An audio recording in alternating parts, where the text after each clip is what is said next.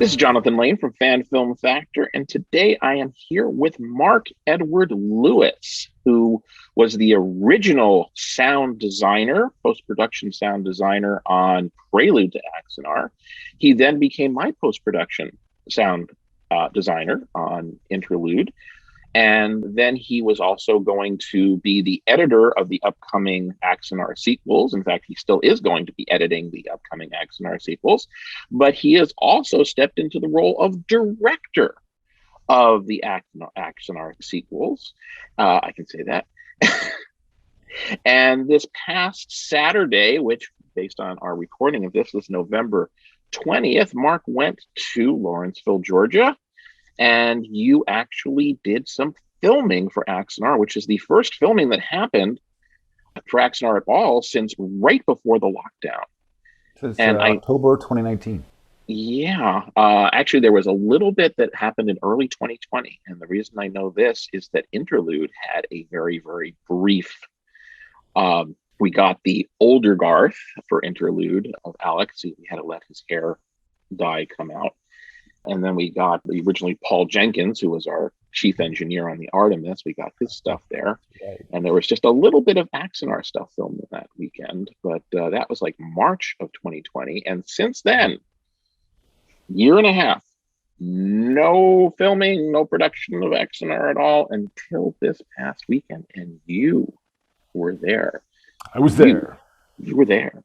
You're going to tell us about what happened. You're going to give us some insight into the production of Axanar. But before that, I want to just take a quick moment to acknowledge that Mark, in addition to being a very, very talented filmmaker, is also a brilliant financial guy. And you wouldn't think that, but the fact is that this man knows more about the stock market and wealth management and the crypto market and asset protection and all that sort of stuff than anyone I've ever met in my entire life. And that includes my dad, who worked on Wall Street for 45 years.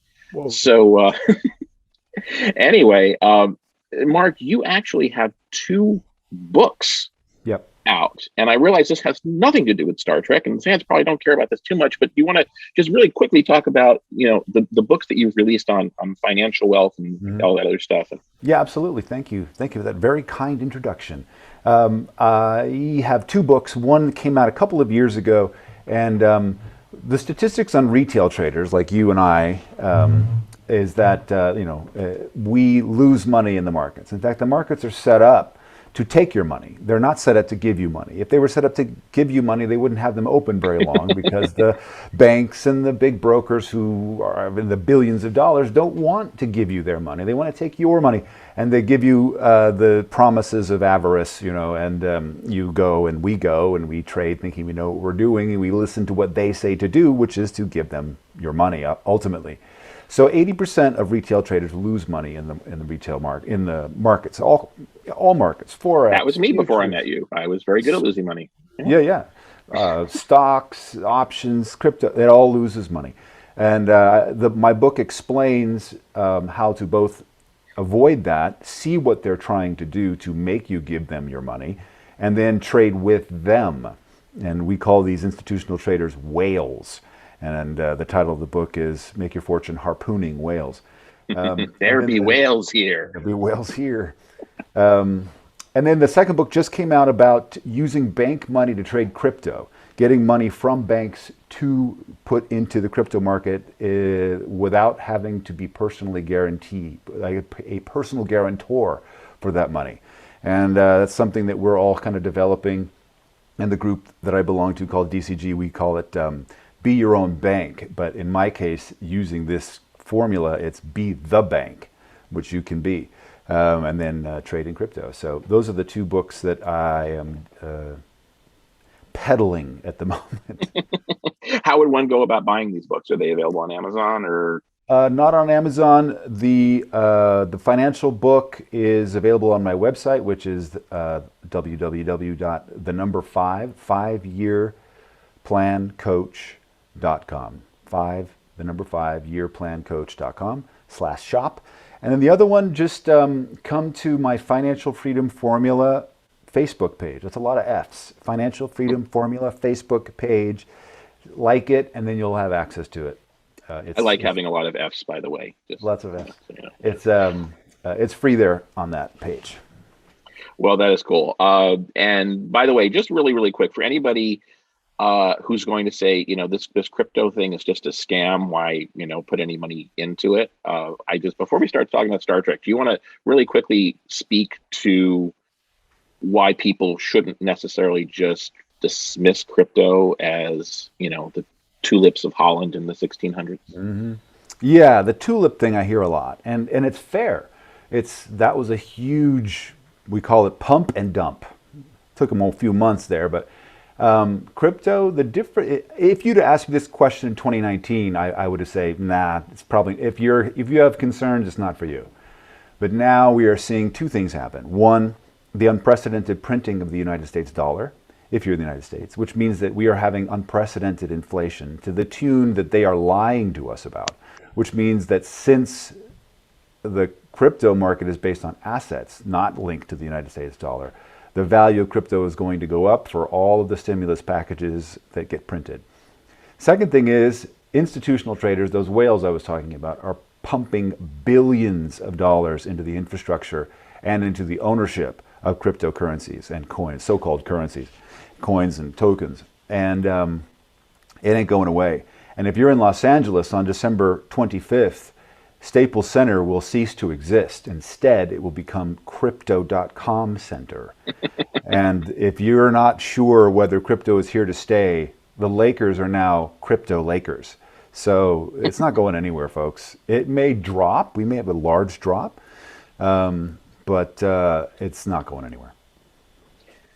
The reason I asked Mark about all this is I just wanted to hear him talk, and I wanted you guys to hear him talk because he's a brilliant mind in all of this. Now, granted, he could be completely wrong on all of this, but the fact is, yeah, and he's willing to admit that. But this is a smart guy, and I talk with him every Tuesday night on Facebook. He has a regular traders group, and it's kind of fun. It's only about an hour or so, and it's just anybody can pop in there. So if you Facebook friend Mark Edward Lewis on Facebook, I'm not sure there's that many Mark Edward Lewises out there, but he's a friend of mine. You're welcome to pop into that group, and it's Tuesday nights at, I guess it's 8:00 my time and 11:00 Eastern. But anyway, it's just kind of fun. So now that I've taught you all into becoming crypto gamblers, let us turn back to Star Trek. Turn back to this. People are going to make so much fun of me for the beginning of this interview. But anyway, so Mark, in addition to your financial brilliance, what about your filmmaking background? I know that you used to live in Southern California. You now live in Tennessee, but you had a rather successful career doing what in Hollywood? What didn't I do? But I spent the bulk of my Hollywood career was in writing music for film and television, which you can see on my IMDb is a lot. Most of those credits are there. I directed some smaller format projects, features, short films, some television, but the bulk of the latter half of my career was in all manner of post-production, editing, visual effects supervision, post-supervision, everything to do with audio, from ADR recording to sound effects mixing, Foley recording, obviously music, re-recording, everything to do with that. So I learned very quickly, well, not very quickly. It took me about 15 years to realize that the best way to fix someone's bad film is not to write a good score. By the time you get it as a composer, it's already messed up and they're out of money. Instead, it's much better just to fix it the whole post process. And so I started learning the tools for that in the early aughts, and that's what I ultimately became known as the guy that fixed films. And I have fixed more than one. We'll just say I've fixed many fan films that couldn't be made or couldn't be finished, and some of you know the names of some of those films. And yeah, would you like to share the names of some of those films? Some of those films would be Katoomba, Mind Sifter, Holiest Thing. Those are all Star Trek New Voyages Phase 2. Those are all New Voyages productions. I'm trying to think of any other ones. And I you did. actually directed the so far unfinished Star Trek New Voyages episode that was Richard Hatch's Mhm. last performance, It's not his last performance, but one of his last performances. yeah, certainly one of his last. I directed that. I also directed Mind Sifter. I also directed the new and improved ending on Holiest Thing. And just for the record, Richard Hatch's last performance was Blade of Honor, which I also That's right. directed. You also directed Related One. Okay, I didn't know that. So anyway, by the way, that was Torment of Destiny. I temporarily had a senior moment there. And the thing is, Torment of Destiny remains unfinished. Is there any plan to finish that you can talk about at all? Well, there's been many, many brave plans, many reassurances, to quote Tron, Dumont. But the fact remains is that James Cawley is still 100%, has been 100% against its completion. And I 100% understand his reasoning because he has a contractual conflict with his Star Trek set tour that disallows him to be involved with any fan films of any kind that are not CBS sanctioned. So, some people think that it's me holding it up, but it's been contractually James Cawley, who's been the producer, who's unable to finish it, and also, fair enough to extricate himself from it. So the official narrative is no, there are no plans for that. But I will tell you that the official narrative does not parallel the unofficial narrative, which I won't be able to speak of at this time. The first law of Torment of Destiny: you don't talk about Torment of Destiny. Yeah. All right, I want to ask you about that. I will, however, ask you about that other fan film that we're all here to discuss, which is, of course, Axanar. Oh. Now, you were around. You were there at the dawn of this third age when Axanar, Prelude to Axanar, was still being worked on by a whole bunch of people who absolutely loved each other, and they loved the project, and they all got along. I was there before anybody was working on it. I was there when we were trying to raise money for it, for Prelude. Yeah, when did you first get involved with Alec? I met Alec toward the latter half of 2013. So whatever state it was in. In fact, I was, people say Rob Burnett was the original editor. That's not actually true. I was the original editor. And then when Rob came on, Alec asked me to hand editing over to Rob. And I was like, yeah, that's fine. It's because I ended up being post super and sound and all that stuff on that, which was fun. So it was pretty early on, about the time Bing Bailey came on. I think maybe Bing got there before I did, but pretty early. Now, ultimately, I think you did a great job on the sound. I mean, I think everything about Prelude was wonderful. Rob did a wonderful job editing. Yep. Christian Gossett did a great job directing. You did a great job on the sound. Alex Bornstein, Tobias Richter. I mean, the list goes on and on. Everybody who was involved with Prelude did an incredible job. And then things changed.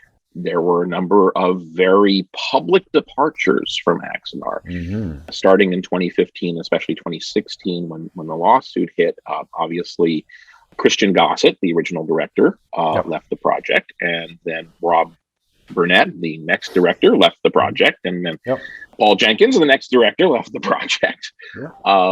Tony Todd walked away from the project, and at one point, Gary Graham walked away from the project. Now, there's also a lot of people who've stayed with the project.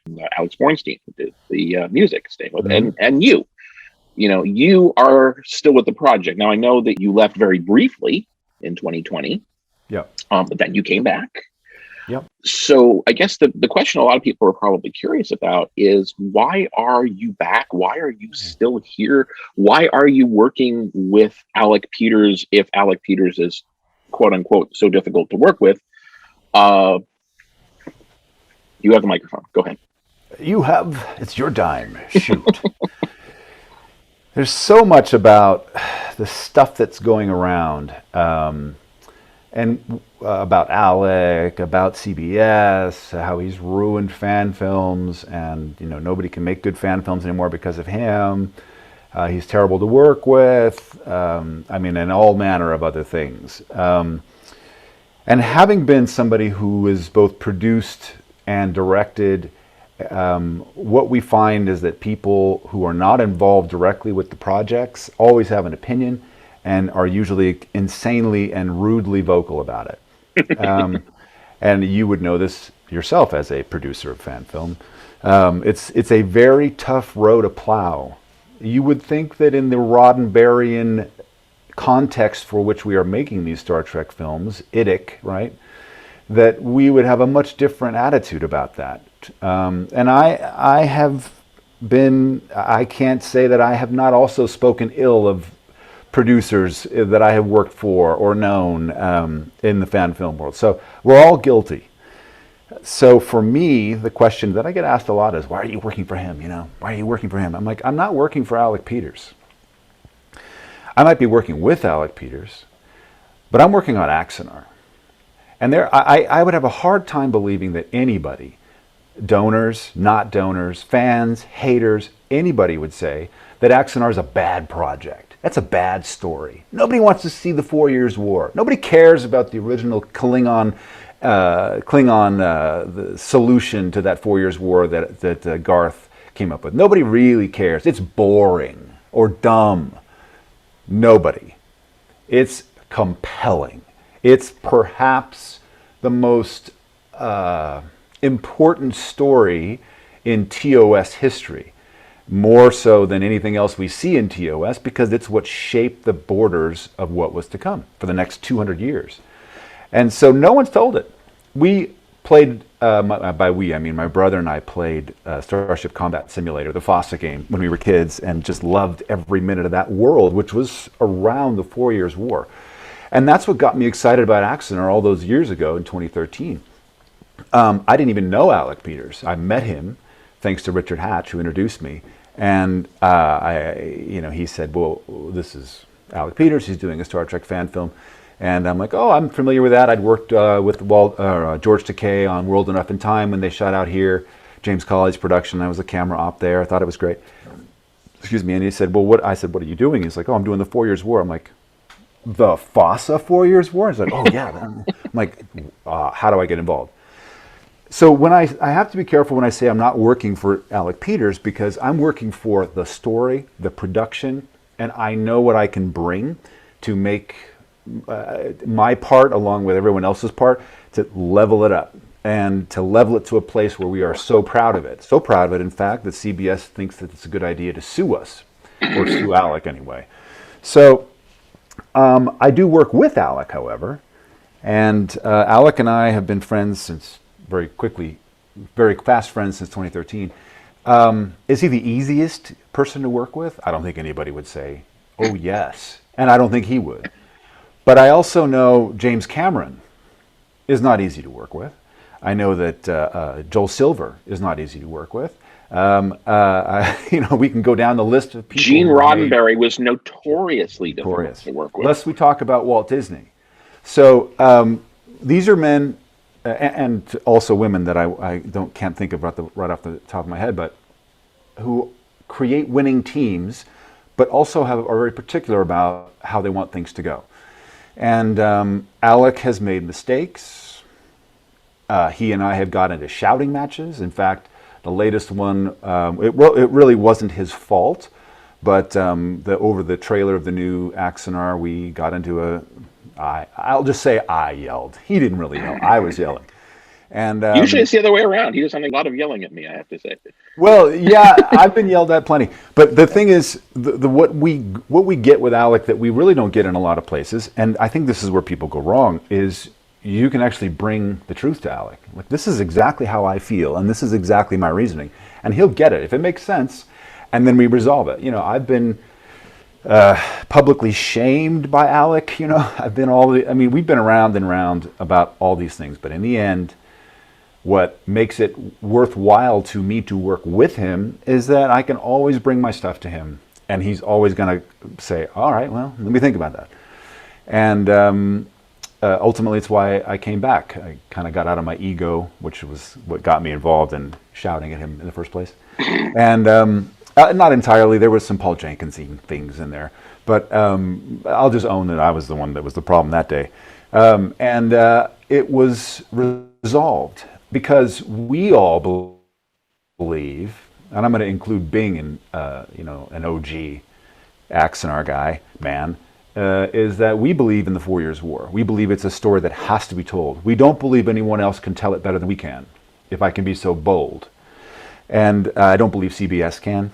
I don't believe Paramount can. I think we have the noose around the neck of making this right. That's a terrible analogy. We have what we need to make this work.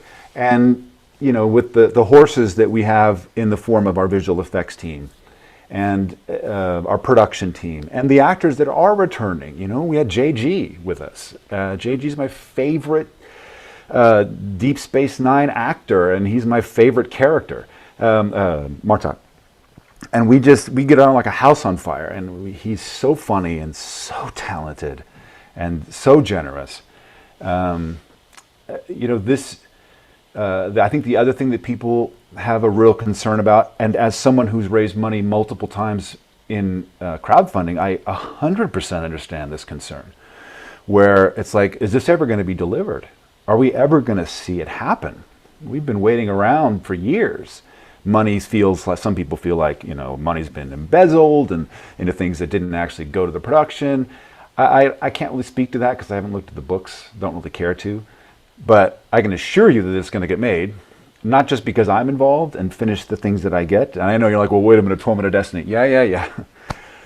That it wasn't entirely my fault that it hasn't been made. There, like I said, there were some contractual things that we could not get around. And the official narrative is we must not get around them. However, the official narrative does not parallel the true narrative. So, but everything else that's been put on my plate, we finished. We finished to the best of our ability. We're pretty proud of just about everything we've done. And, you know, it's going to get done.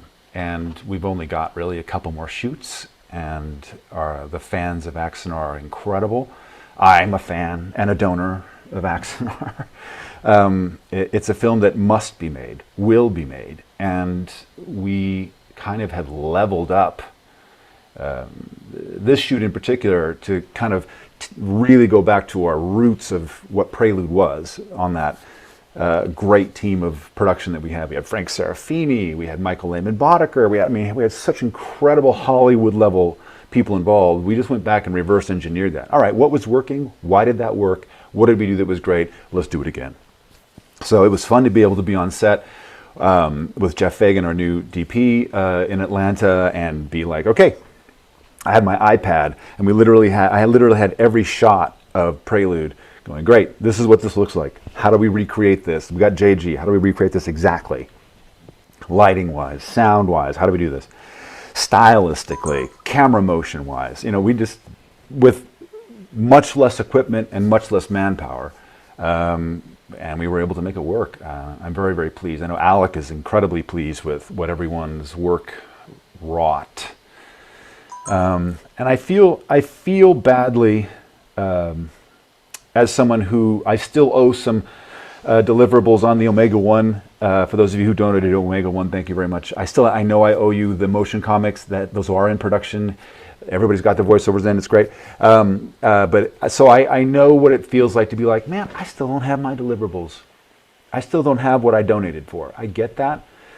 I'm just going to be here and say it's going to get made.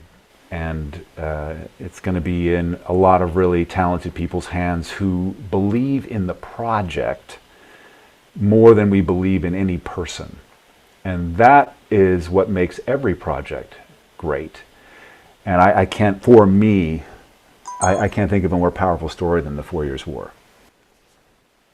Well, it's interesting because of all people, Paul Jenkins told me this during Interlude when, you know, Josh and Victoria and I were having some, you know, frictions about who was in charge. You know, I'm the producer. Mm-hmm. She's the director. Yeah. Josh was the director of photography. You know, there's, you know, three very, very big, I suppose, egos in all of this. A lot of people with a lot of, you know, passion for the project. And Paul said, look, none of you is in charge. You want to know who the boss is? The boss is the production. Mm-hmm. Interlude is your boss, and you are all working for that finished product. And interestingly enough, that you made that, you got that finished. Yeah, I know. I learned so much. And you helped. Thank you very much. But anyway, yeah. So I certainly understand the concept of you're not working for Alec, you're working with Alec, and Axanar is the priority, and that's always been the case for me as well. I mean, I consider Alec to be a friend. Yeah. I've stuck by him, Yeah. as people well know, but my primary loyalty is to this wonderful story of Mhm. Axanar. I've actually gotten to the point where I've written Axanar short stories. I've written a Beautiful. long short story. There's one I haven't released yet that's 40 pages long. That's really amazing, but I can't release it until after Axanar is out. Right. Some people don't like the way I direct. Some people don't like my style. Some people don't like my directness. And I You get are that. very And direct, I have to I say. can be very direct. There's no question about it. And I'm no James Cameron, but like he knows what he wants, and it's like I think this is how we should do it. I'm open to your ideas, but thank you. We're going this way.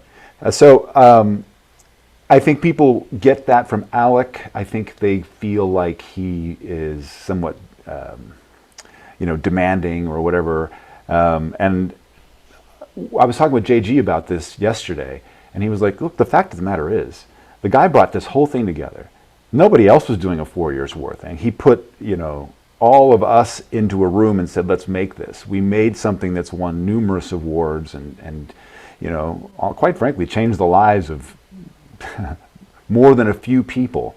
Including And me. yeah, I'm doing this exactly. freaking blog because of Axanar, Yeah. and Alec So, made me do it. yeah. And in my case, not only has Alec introduced me to everybody in the fan film community, but he also has dropped me into some incredibly high profile gigs to work. I mean, I worked with him and on the Marvel Avengers Station. It's now in Las Vegas. It was in New York. I mean, he's an incredibly generous. I know some of you are like, how can he be generous? He's an incredibly generous human being He who actually is. may rub some people the wrong way, just like I Totally do, just, does. just like you do. But in Totally the do. end, there's nobody behind this project more than he is. And even I may not like some of the things that he does, but in the end, it's going to get made. It's going to be as good, if not better, than what Prelude was. And just gotta sit tight. And I'm really excited about what's happening. Our next shoot theoretically will be in Los Angeles, and then we'll be back in Atlanta again to finish off some of the interviews that we owe, and then it's post production. Very exciting. When do you think it's all going to be finished? I mean, I know Alec is promising it for next summer and whatever. I'm remembering how long Interlude was in post production. I can't imagine we're going to get next summer. Do you think you can? Well, the good news is that Rob Burnett and Tobias did quite a bit of pre-visualization on the visual effects. So a lot of that stuff is it's not rendered, but already visualized. So what usually takes time is visual effects. And we have some new team members that I can't talk about, but are going to be coming on and doing some of the compositing behind the interview portions, like we've had in Prelude, where these beautiful planetscapes and all this I composite think Tommy lighting. Kraft did that the first time, right? Tommy Kraft, that's right, He did beautiful Star work. Trek Horizon, by the way. And if you haven't seen Star Trek Horizon, go and watch it. It's amazing. It's He shot that in his basement, and you cannot tell. It looks like he's actually on sets. Not only did he do it in his basement, but he did the costumes, he did the makeup, he did the Yeah. hair, he did the music, he did the editing, he did the visual effects, he did the sound, he did everything. It's Tommy, really, we are not worthy. it Absolutely. really, seriously. And he also did work on Blade of Honor for me. If you're looking at Blade of Honor and you're looking at any cockpit shot, all that is him. So, we have a great team that's kind of new, but no longer untested. We just tested it on Saturday, and we did great. We everybody got along. Everybody was in their best. So We'll talk about Saturday a little bit because I think a lot of people. I mean, we saw some stuff. I know that there was some live streams. I don't know if those videos are yeah, still available. And during all of this live interview stuff, there was just the green screen room, which was not Aries Studios. right. Aries Studios, the bridge is still in pieces in Aries Studios, and It is. we're waiting for Dana Wagner to finish some medical treatments. We're not talking Yes. too much about that, but we are wishing him the best. Yes. Once he's all back and better and able to come to Aries Studios, he'll put the bridge back together. We'll have that. Yeah. But you guys were in a school green screen room. Yeah, we were in a technical high school where they had these very large green screens so that we could actually, everything that we shot was going to have compositing. So it was kind of a no-brainer. We showed up, and what was really great is that there was a bunch of students who were also there from the school who wanted to hang out with us and learn. So that was great. I had a couple people kind of shadowing me a little bit and gave them some jobs, and that was That's cool. amazing. Yeah. It's so great to be able to, giving back is the wrong thing to say, but just kind of help people get a new perspective on what's possible. Josh was there, also doing BTS, so I got to connect with him and meet him. There's a lot of people who I've been talking to virtually, who I actually got to meet in person for the first time, which was great, who weren't in the October 2019 shoot. So it was so great to connect with people, and just, again, everybody connecting under the flag of the project, going, we believe in this, let's do it. I also work with Ted Bernetti, who basically took up the job of directing the actors. It was kind of a unique thing that Alec did, in that he broke apart the directing job into two distinct parts. One is one person working with the actors directly, and the other person in charge of everything else. And for me, that's a brilliant way of doing it, because I get stuck with everything else in post. So whatever I get is going to be, I'm at the mercy of whoever's directing. But in this case, I was able to work with the DP on getting the shot right, work with the sound people on getting that right, getting the lighting right, so I'm like, this is exactly what I need. I know whoever's going to end up doing the compositing is going to need, and we're great. And then Ted was able to spend time while I was doing all that, working with the actors behind the camera, getting them set up so we could just shoot. And he'll be with us as I understand it, in Los Angeles. So it's a really cool process. And as you know, having two directors can be extremely problematic. But in our case, it was just super great, super easy. And actually, it wasn't problematic for me either. Interlude. I mean, Josh and Victoria were definitely on the same wavelength for most of that weekend, that crazy weekend of shooting. I have video of the two of them, and it was almost like they were finishing each other's sandwiches. But did you just say finishing each other's sandwiches? Yeah, that's the old joke. That's funny. Finish each other's sandwiches. Well, then I'm wrong about that. But I know that typically sharing power is kind of a problem. But in this case, it absolutely wasn't. And he was super supportive of me needing a few things for post, and I'm like, well, let's shoot it again. Let's do it your way. So now, there were some issues later on where Josh and Victoria weren't necessarily on the same page, but at least during that weekend, things went very smoothly. At least I thought. Sure. Now, who was there actor-wise? Who was there at the shoot this past weekend? JG, and then I don't remember these gentlemen's last names, but Raj and Robert. Rob Kralgo was the person playing Captain April. No, he wasn't there. No. Oh, not that Rob then. No, okay. Robert, African-American helmsman from. Oh, that would be Robert Hayes. Robert Hayes. Yes, Rob Hayes. And by the way, Rob Hayes, who's also in Interlude, was also recently in The Walking Dead for several episodes, including a speaking part in the first half finale, which is really cool to see somebody who was in my fan film killing zombies in The Walking Dead. That was just so awesome.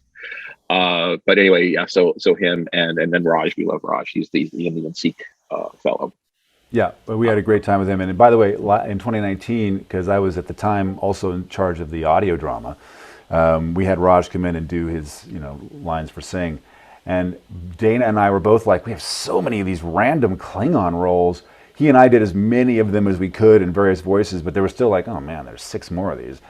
So we said, hey, Raj, do you do Klingons? Like, oh, I don't know. And we kind of coached him through. And he's got the most insane Klingon voice. Like, once we got him there, it was like, whoa, dude, this is awesome. So you'll be hearing Raj in the audio drama. I'm not in charge of that anymore, but it should be good. So Do you know at all what Ted was doing with his actors to prepare them, or is Nope. that you were doing? I have to interview Ted at some point and find We out what he literally does. showed up at 8 a.m. and so good to meet you in person. Yes, I'll see you in an hour and a half. And I worked with a set on building out the built with Jeff, working out the cameras, the lighting, the tracking, the all that. Meanwhile, he's back there working with them. So, and then we all came together because we also had to relight about twice the school lights that we were graciously given weren't going to quite do the job, so we had to relight. It took a little time, but we got How it all did done. you? If the school lights weren't good, where did you get your lights from? Jeff brought a bunch of his own, which Jeff was very, Fagan, that'd be the yeah, DP.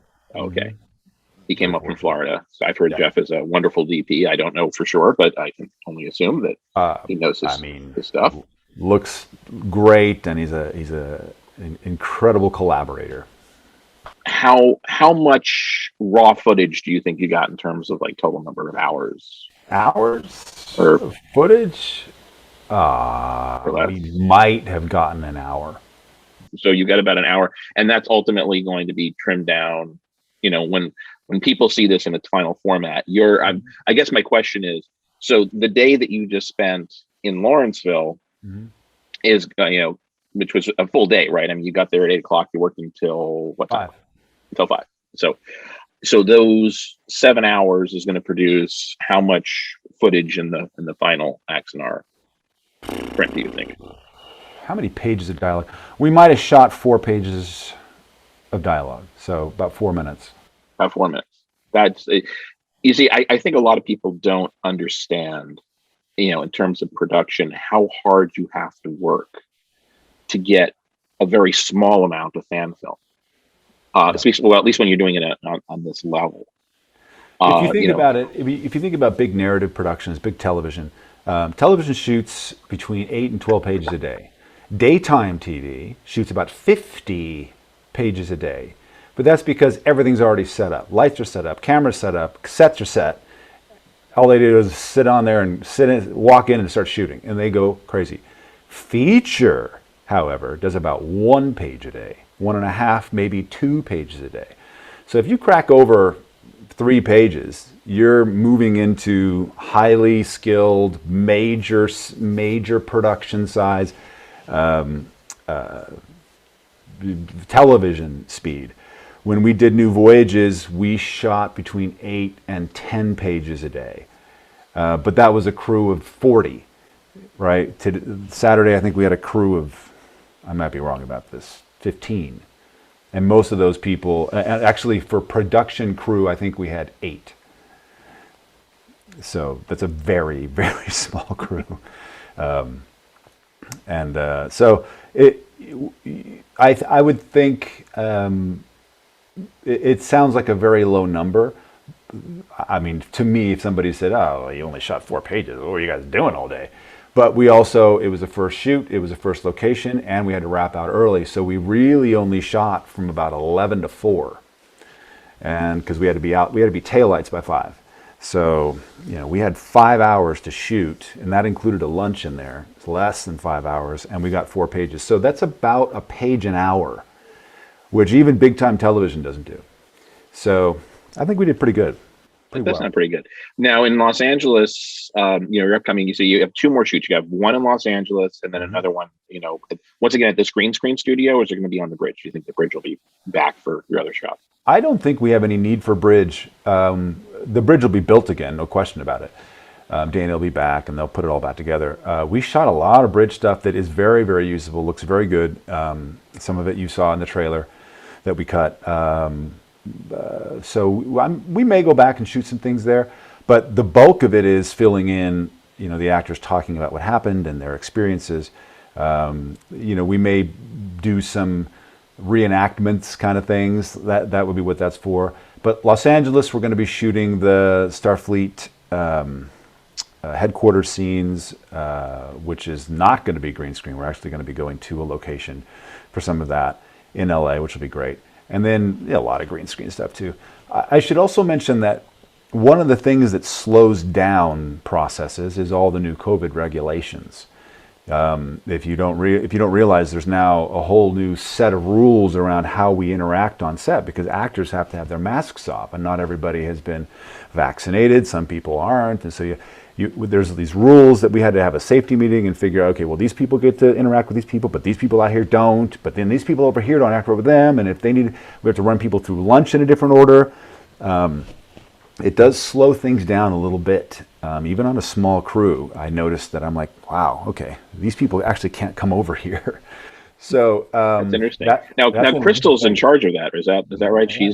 Yeah. So her, Alex's girlfriend Crystal Hubbard is in charge of all those regulations, and those are real regulations. Those aren't just recommendations. Those are like, in order to have, like, I guess, insurance, in order to not have certain liabilities, and to order to be SAG, because this is a SAG production. You've got JG, he's SAG. So once you have one SAG actor, you're a SAG production. Yeah, most of the actors are SAG.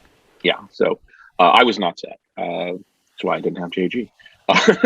But anyway, yeah. So this is all like really, really serious stuff. So people who are saying, why isn't Axanar done yet? All you have to do is just rent a studio, get a bunch of people there, roll the camera, and you're done in a weekend. They don't get it. They don't understand how difficult it is, first of all, to get all these people there at the same time. You either don't understand it, never seen it, or you're shooting on an iPhone in a garage and you're going 20-hour days, which you can do. I've done it. I don't recommend it, but you can. Your production value is going to be significantly and dramatically reduced, but what was the name of that production, that Star Trek fan film that went on and on and on for years and years and years? Star Trek Continues? No, Hidden Frontier. Hidden Frontier, yeah. Hidden Frontier was in a garage. They shot the out of that. They would spend their weekend just, let's shoot, and they have all of this footage. Yes, but they also got dinged because they didn't have the same kind of production value as some of the other ones did, and they spent a lot of time in post doing massive compositing, 3D models and all that other stuff. So you either spend the time on set or you spend the time in post, one of the two. Actually, I'll tell you a little secret. Rob Case, because I was there, Charlie. He composited live. Did he really? He composited while they were in front of the green screen. So he did, which is one of the reasons why you were seeing halos in the early days, because there was just, you got what you got. Yeah, you got it.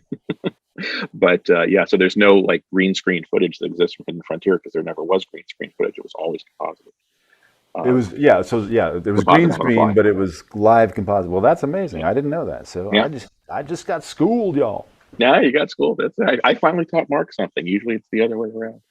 So anyway, well, this was really a wonderful interview. I appreciate all your insights. And once again, I'm just for me, Mark is a brilliant guy. He knows his stuff backwards and forwards. Even when I was working an Interlude with him, I learned so much about the process from him.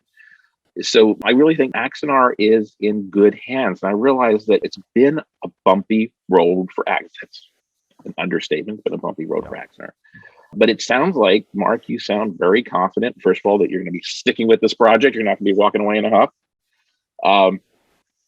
You've got 2 major shoots left to do. You've got the post, and you think, once again, going to be out by next summer? That's what Alec wants. I can't say, because I don't have a schedule in front of me. It could happen if we get our shoots in.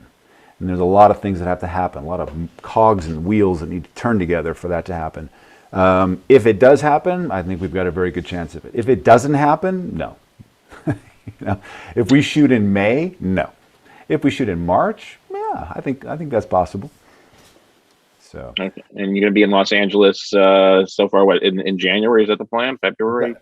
There's no plan other than those loose kinds of talk, which is, early January and then back in Atlanta in March. Kind of a loose. Because I've got my mask, ready. I'm happy to come to the Los Angeles shoot. And I've got Spaceballs, the face mask. Well, my guess is anybody who's on set in Los Angeles will have to be vaccinated. I have been triple vaccinated, my friend. I just got my booster last week. Fully vaccinated. I am fully vaccinated, plus I got 3 Modernas. 3 Modernas is like the highest you can get. Like, that's like almost 100%. My You head's know, gonna blow up. yeah. My wife got one J&J and one Moderna, so she's like down here or whatever. Got it. But yeah, so I'm vaccinated, baby. All right. Anyway, Mark, I should let you get going. I'm sure there's still a little bit of the trading day left. Well, Bitcoin just bounced off the bottoms. So while we were sitting here talking, it just bounced Ooh, off I to was wondering if you're 55.8. watching Bitcoin. Yeah, Oh, we've been yeah. watching our Bitcoin. But all righty. Anyway, thank you again. Thank Best you of all. luck with Axonar, Thank you. and with everything else in your life. Thank you for making this thing happen for us. Doing what I can. Thank you.